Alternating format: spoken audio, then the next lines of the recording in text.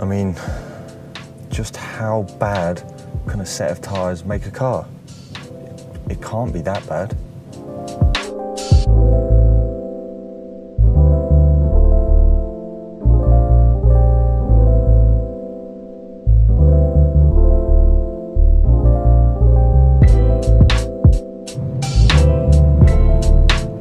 I'm gonna have to let this Q7 pass.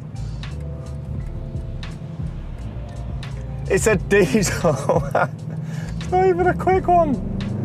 Okay, so to sum up the experience of budget tyres versus premium on a C63 AMG, I've been driving my ass off, and I know this circuit, I know this car, and I've not been going slowly, and I've just been breezed past by a Q7, which weighs as much as a house.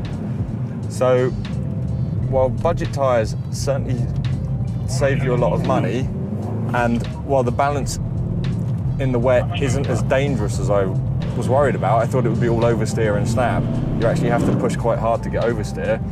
What you will do is you'll understeer into something, because the front end turning and the front end braking on these things and then understeering out of corners, you can't even provoke it on throttle. So you're saving a chunk of money, but you're like in the wet, at least for this test, for the wet handling, you're losing security, you're losing feedback, and you're losing enjoyment, man. Because I thought even with the lower grip, I thought it would at least be fun. You'd be able to get it sideways and be a hero, but you get so little from the front, you just don't know what's going on. And you can't really, there we are, ABS again, where there's never been on the Contis. And also, like, consistency. I was 2/10 across 5 laps, driving exactly as I am now, on the Sport Contact 6s, and they were just a dream. There's understeer again, there's oversteer. Oh, right, let's just showboat and see if they're at least fun doing that. No, because you've got the front end oversteer. Whoa. Oh.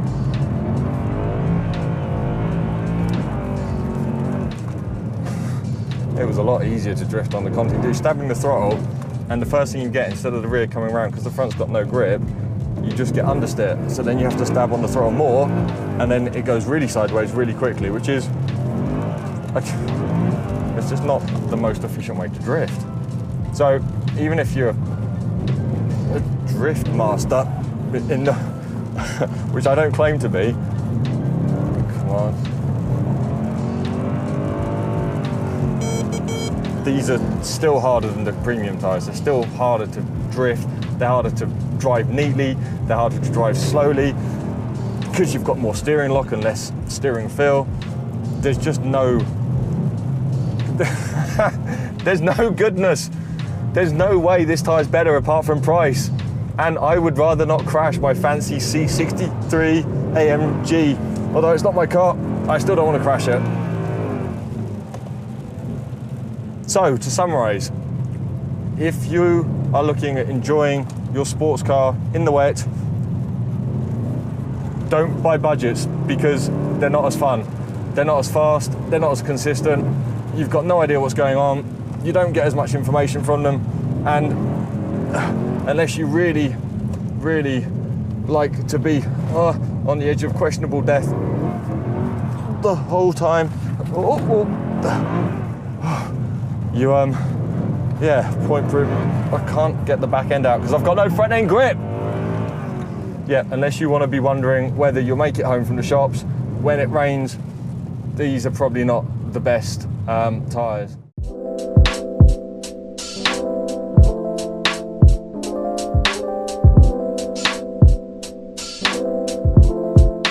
Next up is wet braking. Now, the Rotella budget tyre is actually a B label, EU label for wet braking, which is incredible.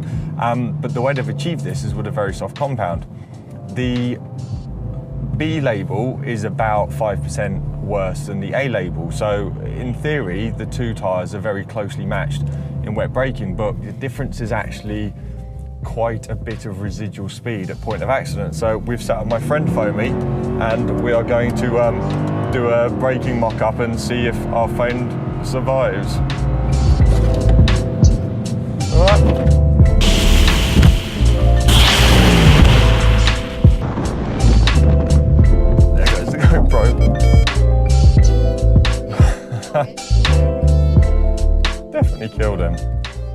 dry.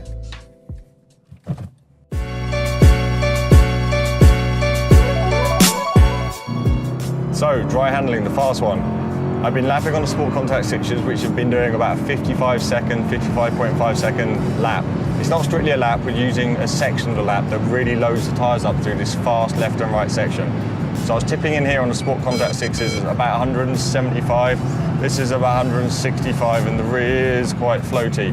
Sorry, unlike in the wet where the Sport Contact 6s had a sharp front end and the Rotellas, the budgets, had quite a stable rear end but no front end grip. The front end grip from these budget tyres is actually quite good, can't complain. It's just the rear's going off really quickly. That was close.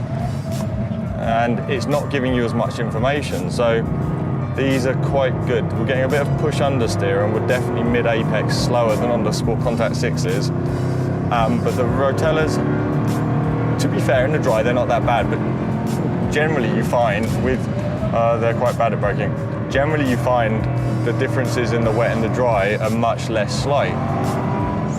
So that was a 57.48. So that means 2 seconds across a 58 lap, which is quite a big difference.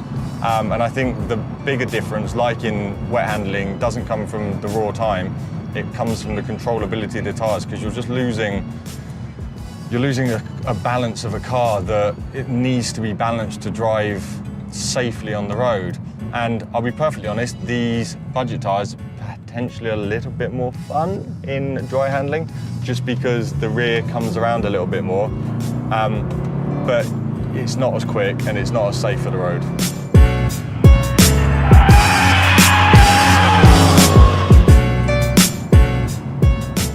So where do we sit on this premium versus budget? The budgets have been a lot closer to the premium tyres than anyone expected, myself including, in objective data.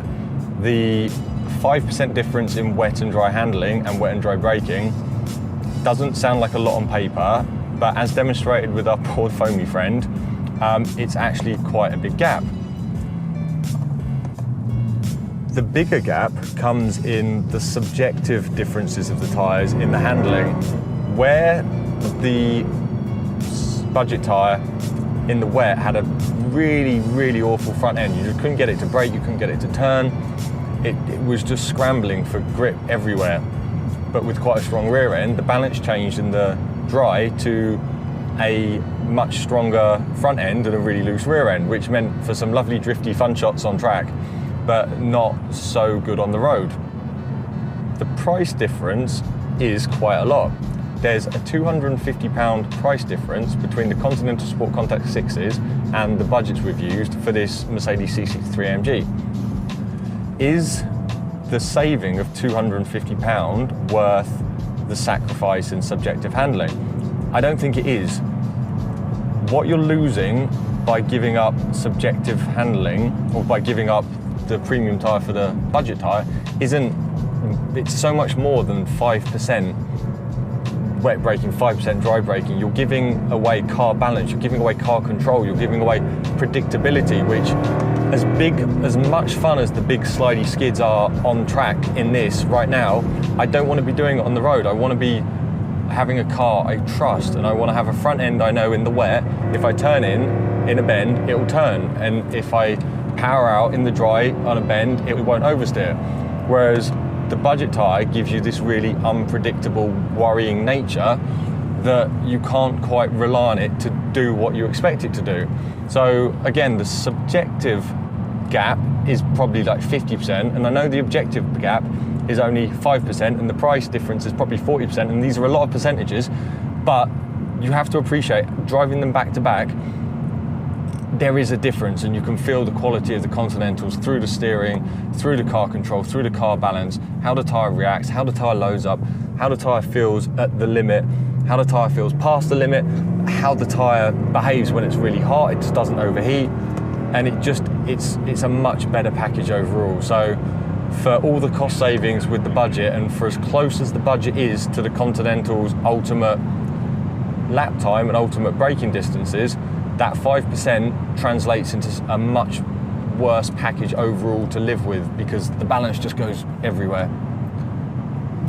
If you've enjoyed this video, please feel free to like and subscribe below. Any questions, please ask, and there's full information on the Tyre Reviews website.